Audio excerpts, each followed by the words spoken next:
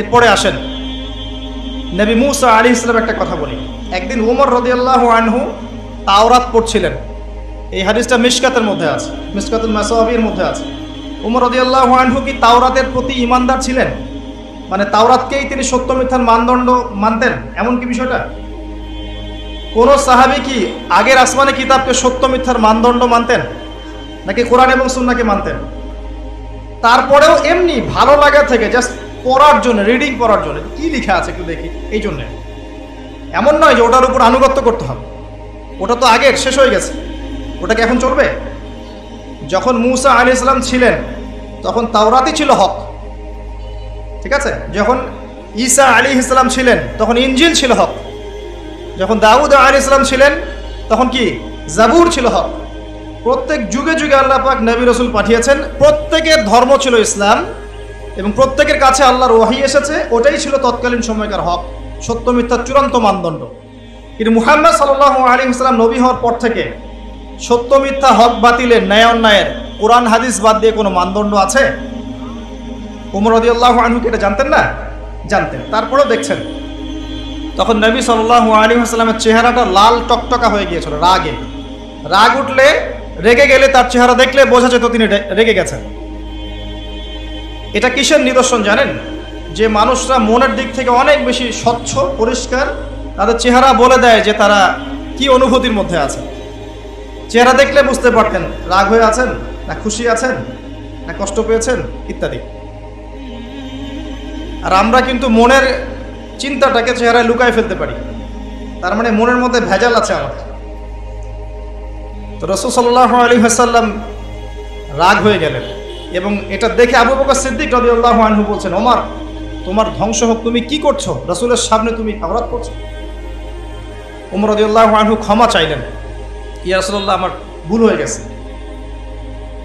নবী সাল্লাল্লাহু আলাইহি ওয়াসাল্লাম তখন বলছেন, শোনো ওমর, তুমি তাওরাত পড়ছো, লাউ কানা মূসা হাইয়ান, যদি মূসা আলাইহিস সালাম জীবিত থাকতো এখন, তুমি তাওরাত পড়ছো, তাওরাত যার উপর নাজিল হয়েছে সেই মূসা আলাইহিস সালাম যদি এখন জীবিত থাকতেন, ফাত্তাবা'তুমুহু, আর তোমরা তার আনুগত্য করতে, ওয়া তারাকতুমুনি, আমাকে ছেড়ে দিতে, লা দালালতুম আন সাওয়াইস সাবিল, তাহলে তোমরা সরল পথ থেকে বিচ্যুত হয়ে যাবে। তাওরাত পড়ছো, তাওরাত তো অনেক দূরের কথা, যে যার উপরে তাওরাত নাজিল হয়েছে সেই নবী যদি এখন জীবিত থাকতেন, তাহলে তোমরা যদি তাকে অনুসরণ করতে, আমাকে ছেড়ে দিতে, তাহলে তোমরা পথভ্রষ্ট হয়ে যেতে। সে যদি জীবিত থাকতো তাহলে আমার আনুগত্য ছাড়া তার কোনো পথ ছিল না। কথা কি বুঝতে পারছেন? ঠিক যেমন করে নবী ঈসা আলাইহিস সালাম আসবেন কি না? বিশ্বাস করেন নবী ঈসা আলাইহিস সালাম আবারও আসবেন? কবে আসবেন? কোথায় আসবেন?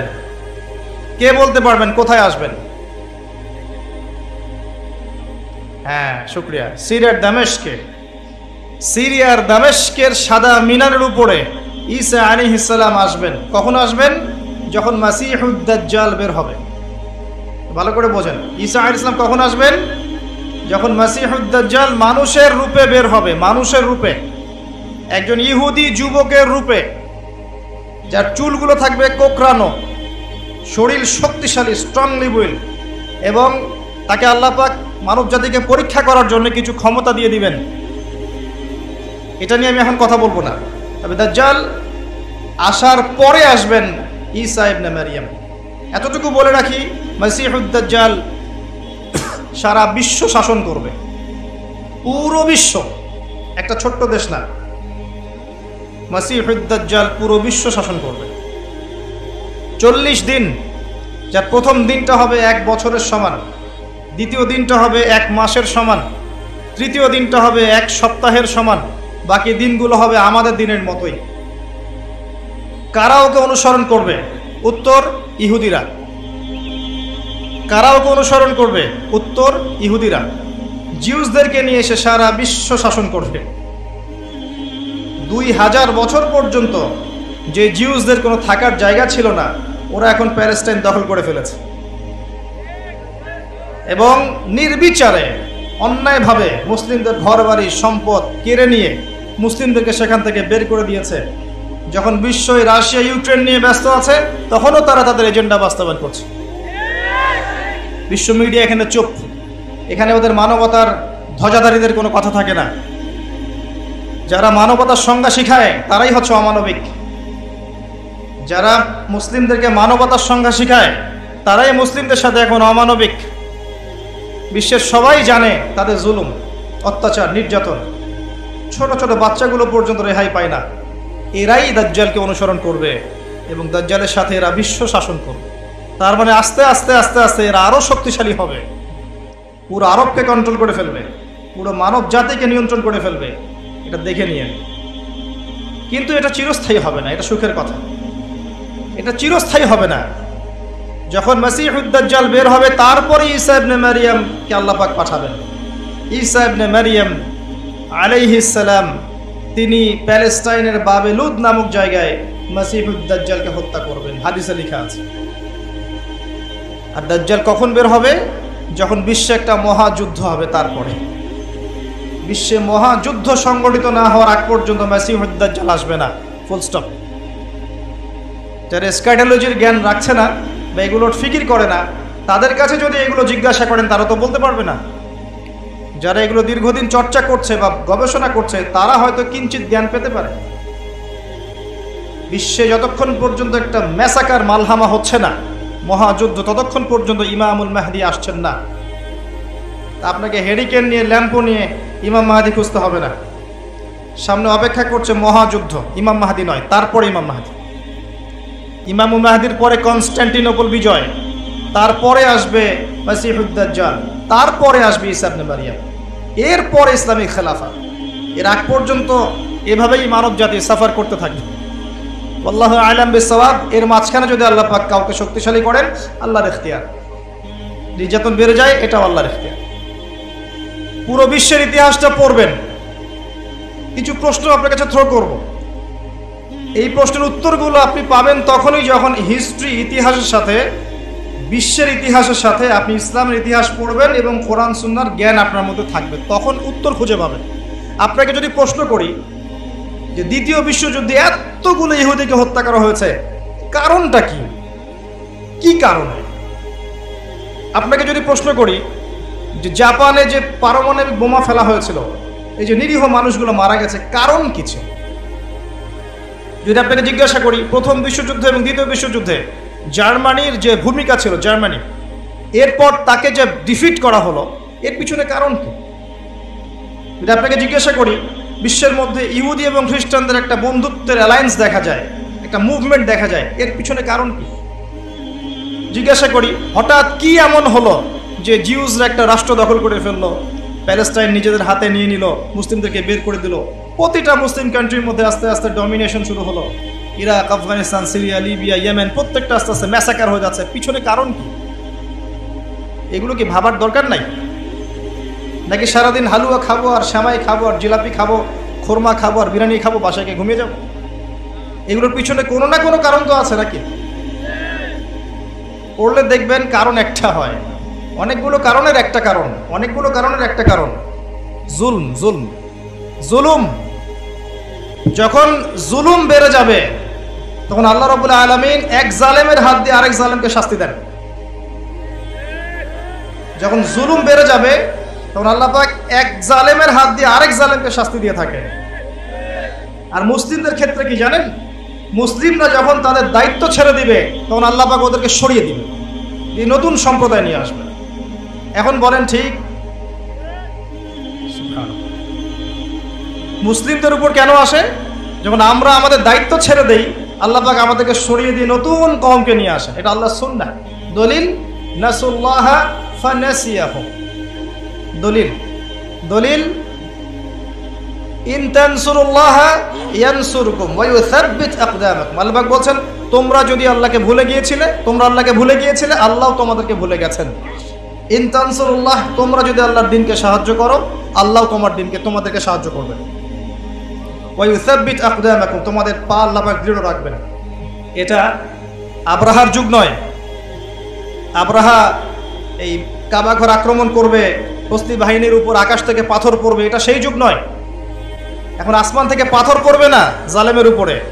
মুসলিমদের অবস্থা চেঞ্জ হবে তখনই যখন তারা নিজেদের অবস্থা পরিবর্তনের চেষ্টা করবে, তার আগে নয়। হ্যাঁ, এটা আল্লাহ সুন্নাহ, ইন তানসুরুল্লাহ ইয়ানসুরুকুম ওয়া ইউসাব্বিত আকদামাকুম।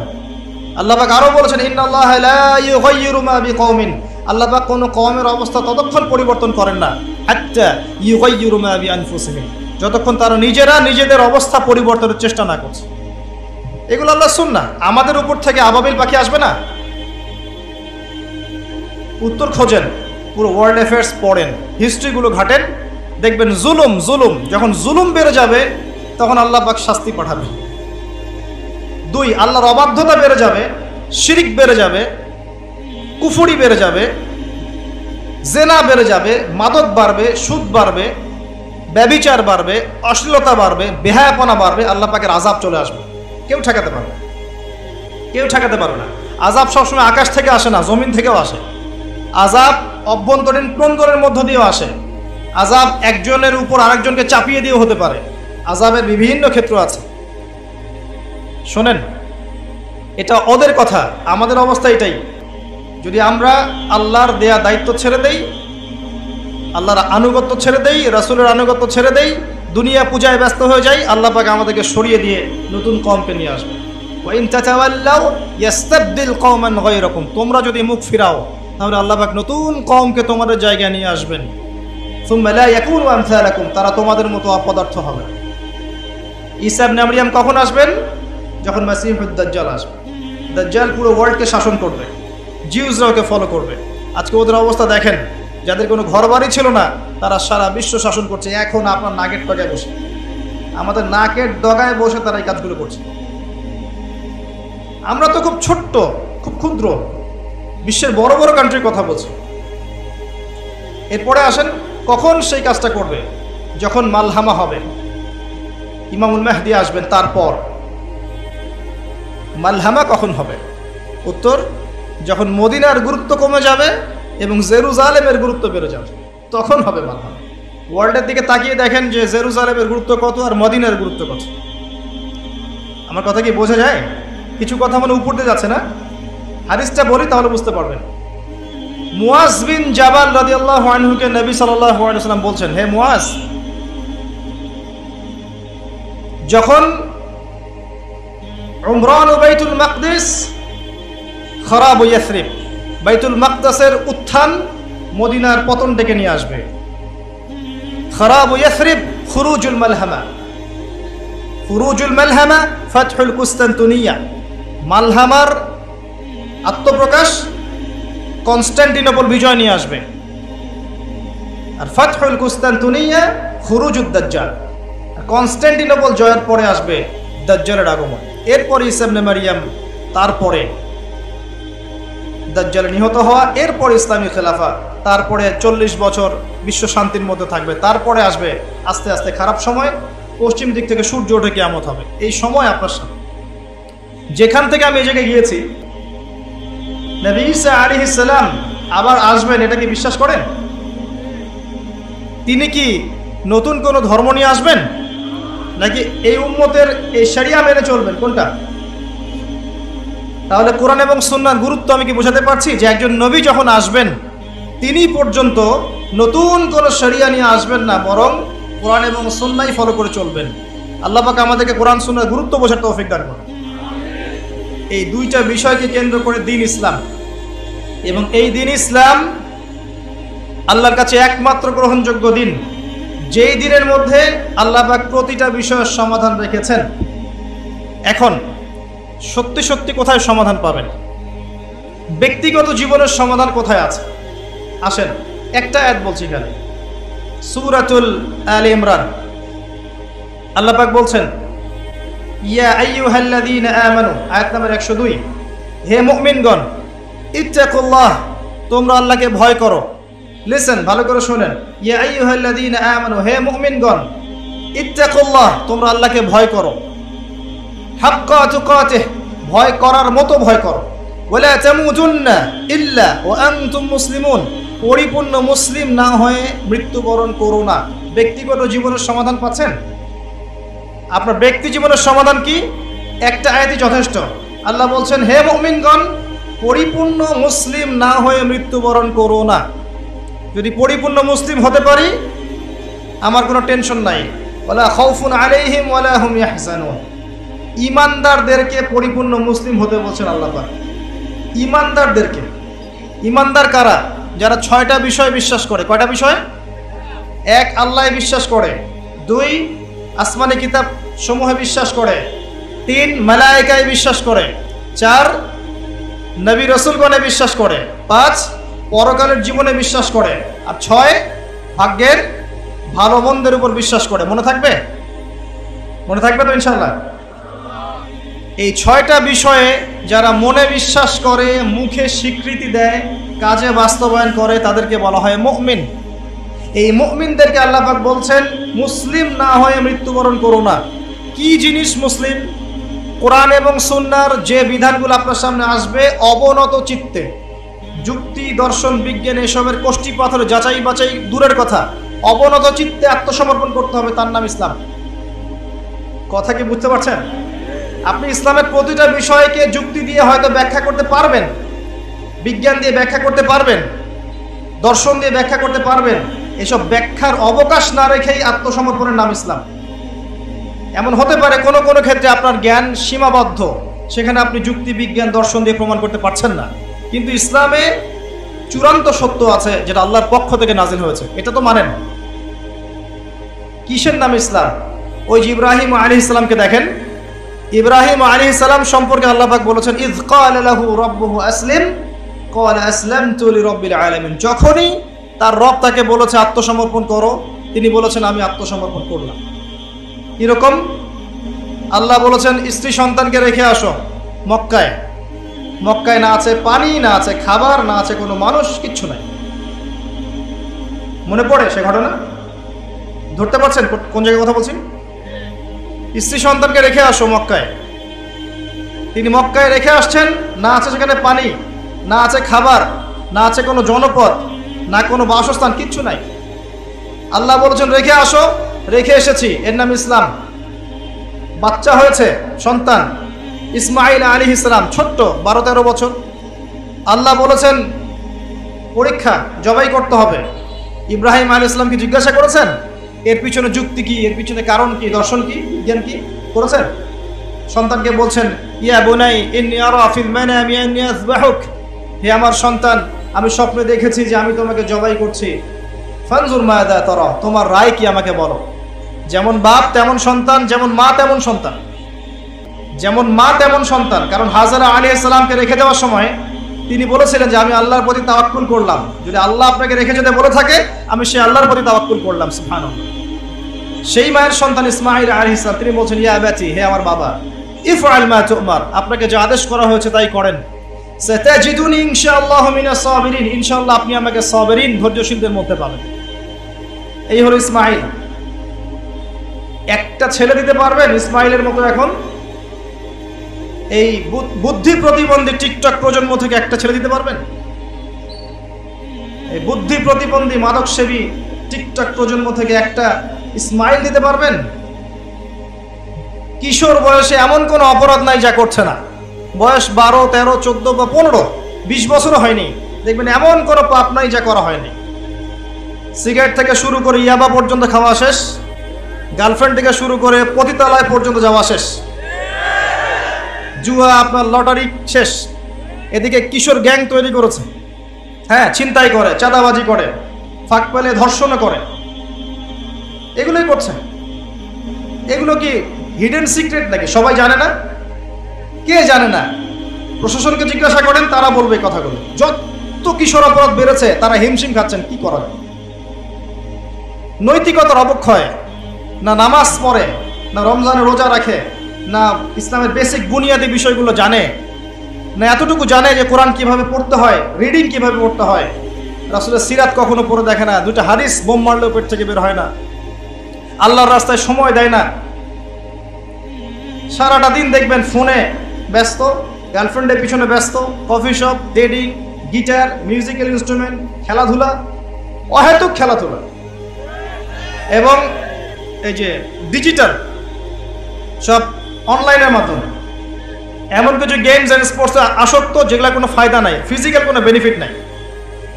ফুটবল খেললে, কেউ যদি ফুটবল খেলে 1 ঘন্টা ডেইলি, সতরের কাপড় ঠিক থাকে, নামাজ কাজা না হয়, এর ফুটবল খেলার মধ্যে কল্যাণ আছে না? ফিজিক্যাল উপকার আছে না? স্ট্যামিনার বাড়বে, তার সে ক্লান্ত হবে, তার খাবারের ক্ষুধা বাড়বে, সে বেশি খাবে, ফিটনেস ভালো থাকবে এবং মাথা শার্প হবে, তার ঘুমটা ক্লিয়ার হবে, পড়াশোনা ভালো হবে। যদি প্রপার ওয়েতে খেলাধুলা করতো অনেক লাভ ছিল এবং তার মধ্যে নেতৃত্ব দেওয়ার গুণাবলী বিকশিত হবে। কি খেলছে দেখেন, অনলাইনে মোবাইলে খেলছে, মোবাইলে কি খেলে আমি নাম ঠিক মতো বলতে পারি না, এগুলো আমি শুধু বিশ্বাস করেন নামগুলো আপনাদের মুখে শুনেছি, আমি জানিও না যে এগুলো কিভাবে কি করে। আসেন, এগুলোর বাইরেও আছে, ফ্রেন্ডের সাথে আড্ডা মারবে, সন্ধ্যার সময় চায়ের দোকানে বসে আছে, হোটেলে বসে আছে, গাঁজা খায়, ইয়াবা খায়, ফেন্সিডিল খায়, ছিনতাই করছে, মাঝে মাঝে চুরি করছে, মেয়েকে পেলে ধর্ষণ করছে, বাচ্চাদেরকে পর্যন্ত রেপ করছে। 15 থেকে 20 বছরের ছেলে মেয়েরা এগুলো করছে। শুধু ছেলেরাই না, মেয়েরাও এখানে সমানভাবে দোষী। ওরাও দেখবেন এদের সাথে তাহলে তাল মিলে কাজগুলো করছে। যে কোনো দিবস আসলে তো কথাই নাই, কপত কপতি বাইকের পিছনে ঘুরে কি কি যে করছে আল্লাহ ভালো জানে। আসেন, এই জেনারেশনের মধ্য থেকে আপনি কি একটা ইসমাইল দিতে পারবেন? এই যে ইসমাইল আলাইহিস সালাম, তিনি বলছেন, হে আমার আব্বা, যেমন মা তেমন ছেলে, হে আমার বাবা, আল্লাহ আপনাকে যা আদেশ করেছেন আপনি সেটাই করেন, ইনশাল্লাহ আমাকে ধৈর্যশীল পাবেন। একটা ছেলে দিতে পারবেন এই টিকটক প্রজন্ম থেকে? বিশ্বাস করেন, আমি চ্যালেঞ্জ করে বলছি, এই বুদ্ধি প্রতিবন্ধী প্রজন্ম যদি আগামীতে দেশের জন্য কিছু করতে হয়, এরা কিচ্ছু করতে পারবে না।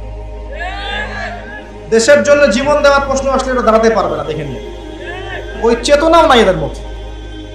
উম্মার জন্য তো অনেক দূরের কথা, উম্মার জন্য অনেক দূরের কথা। এখন এই সমস্যা কিভাবে সলভ করবেন? এই হিউজ সমস্যা কেমন করে সলভ করবেন? অনতি বিলম্বে ওদের মধ্যে ইসলামিক জ্ঞানের চর্চা চালু করেন, অন্যথায় এদের ধ্বংস কেউ ঠেকাতে পারবে না, কেউ ঠেকাতে পারবে না এই প্রজন্মের ধ্বংস। এরা তো 40 বছরের আগে বৃদ্ধ হয়ে যাবে। এখনকার বয়স্ক মানুষরা যেমন স্ট্রং এখনো ফিজিক্যালি মেন্টালি, এরা সেটাও পারবে না। দেখে নিয়েন, ড্রাগ, পর্নোগ্রাফি, বেহায়াপনা, মাদক, আপনার জেনা, এসব করতে করতে এমন একটা অবস্থা ফিজিক্যালি মেন্টালি একেবারে টোটালি বুদ্ধি প্রতিবন্ধী প্রজন্ম। ইল্লা মাশাআল্লাহ, এর মধ্য থেকে কিছু মানুষকে আল্লাহ পাক হয়তো খাস করে বের করে আনবেন, হেদায়েত দিবেন এবং আল্লাহ পাক এটা করবেন ইনশাআল্লাহ। ইনশাআল্লাহ যত দিন যাবে যুবকদের মধ্য থেকে আল্লাহ পাক হেদায়েত পাওয়া মানুষের সংখ্যা বাড়াবেন ইনশাআল্লাহ তাআলা। তবে কাদেরকে বাড়াবেন? যাদের মনের মধ্যে আল্লাহ পাক স্বচ্ছতা দেখবেন, যাদের মনের মধ্যে আল্লাহ পাক স্বচ্ছতা দেখবেন, সৎ মন আছে। অনেক সময় দেখা যায় অনেক অমুসলিম মুসলিমদের চেয়ে বেশি সৎ থাকে, জানেন? অনেক সময় দেখেছি আমরা এই নামকা ওয়াস্তে মুসলিমের চাইতে অনেক সময় অনেক অমুসলিম সততার পরিচয় দেয়।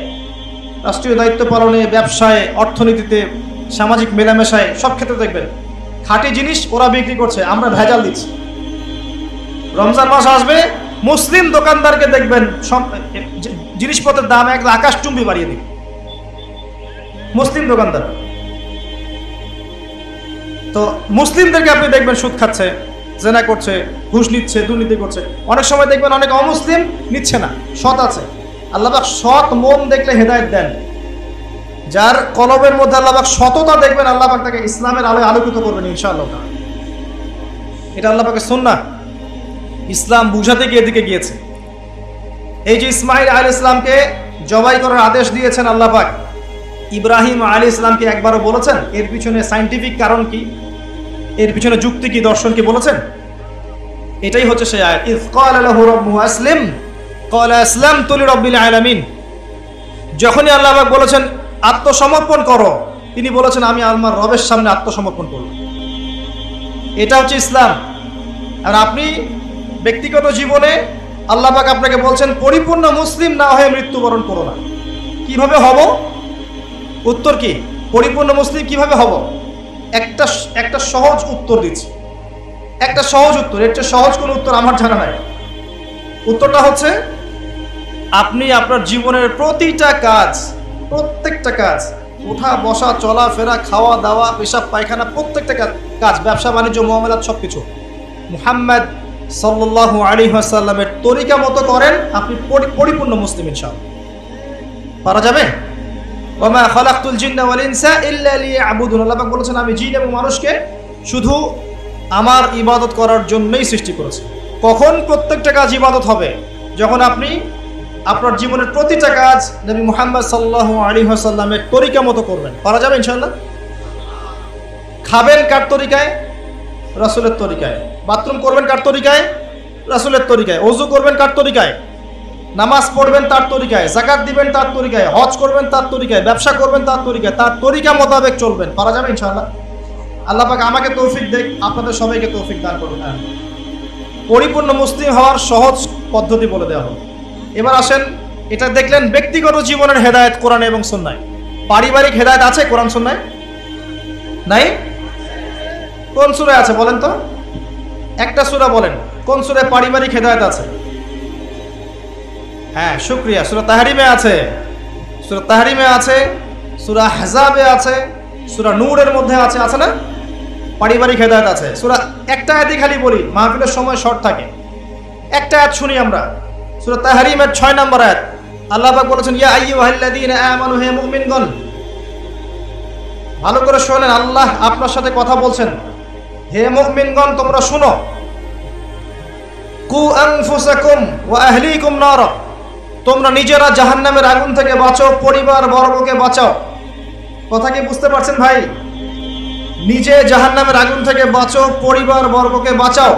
আলাইহা মালাইকাতুন গিলাযুন শিদাদ, যেই জাহান্নামে আছে কঠোর মনের ফেরেশতারা, পাষাণ ফেরেশতারা। লা ইয়াসুনাল্লাহ মা আমারহুম ওয়া ইয়াফআলুনা মা ইউমারুন, আল্লাহ পাক তাদেরকে যে আদেশ করেন, আযাব দেওয়ার আদেশ করেন, এটা পালন করতে তারা বিন্দুমাত্র পিছু পা হবে না।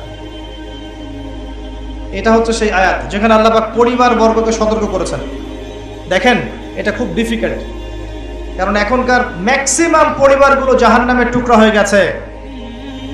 ম্যাক্সিমাম পরিবার আপনি দেখবেন তাওহীদ নাই, সুন্নাহ নাই, হালাল রিজিক নাই, পরিবারে তালিম চালু নাই, পর্দা নাই। ম্যাক্সিমাম পরিবার এটা দেখবেন, ইল্লা মাশাআল্লাহ। এখন কিভাবে পরিবার বর্গকে জাহান্নামের আগুন থেকে বাঁচাবো আর নিজে বাঁচবো? নিজে বাঁচতে হলে আগে তো নিজের নফসের ফিকির করতে হবে নাকি? আগে নিজে বাঁচতে হলে নিজের ফিকির করতে হবে। নিজের ফিকিরটা একটু আগে করে আসেন। আল্লাহ পাক অন্য সূরায় বলেছেন ইয়া আইয়ুহাল্লাযীনা আমানু, হে মুমিনগণ, আলাইকুম আনফুসাকুম, নিজের নফসের ফিকির করো, নিজের নফসকে আত্মশুদ্ধির দিকে নিয়ে আসো। কিভাবে হবে? নফস আত্মশুদ্ধি পাবে কয়েকটা কাজে। 1, জ্ঞান অর্জন। 2, জ্ঞান অনুযায়ী আমল। 3, হকপন্থী মানুষের সোহবত। 4, বেশি বেশি আল্লাহর জিকির। 5, বেশি বেশি কোরআন তেলাওয়াত। 6, পরকালকে স্মরণ করা, মওতকে স্মরণ করা, মৃত্যুকে স্মরণ করা, আখিরাতকে স্মরণ করা। আরো আছে 7, একটু কম খাওয়া। 8, একটু কম ঘুমানো। 9, একটু কম মানুষের সাথে মেলামেশা করা। 10, একটু কম হাসা। বেশি বেশি কাঁদা, তাহাজ্জুদে দাঁড়ানো, বেশি বেশি দান সাদাকা করা, বেশি বেশি কোরআন তেলাওয়াত করা, মৌতের ফিকির করা, হকপন্থী মানুষদের, আল্লাহর নূর প্রাপ্ত মানুষদের সাথে থাকা। এগুলোতে আপনার হৃদয়টা তাসকিয়া হবে, আত্মশুদ্ধি অর্জন হবে ইনশাআল্লাহ। নিজে তখন জাহান্নামের আগুন থেকে বাঁচা যাবে ইনশাআল্লাহ তাআলা। এর পাশাপাশি তো হালাল রিজিক থাকতেই হবে এবং দিনের জন্য কিছু করার ফিকির থাকতে হবে। আসেন, নিজে বাঁচার পর পরিবারকে বাঁচতে বলেছেন আল্লাহ পাক, পরিবারকে বাঁচাতে বলেছেন। কেমনে বাঁচাবেন? আপনি কি আপনার বাবা যে নামাজ পড়ে না, যার বয়স 50, তাকে কি আপনি প্রহার করতে পারবেন? সর্বোচ্চ দাওয়াত দিতে পারবেন, ঠিক আছে? কিন্তু আপনার সন্তান যার বয়স 10 বা 12 বছর, 10, 12, 15 বছর নামাজ পড়ে না, আপনি কি তাকে প্রহার করতে পারবেন না? আপনার স্ত্রী যদি বেপর্দায় বাইরে যায়, আপনি কি তাকে শাসন করতে পারবেন না? কিন্তু আপনার মা যদি পর্দা না বুঝে, আপনি কি তাকে শাসন করতে পারবেন?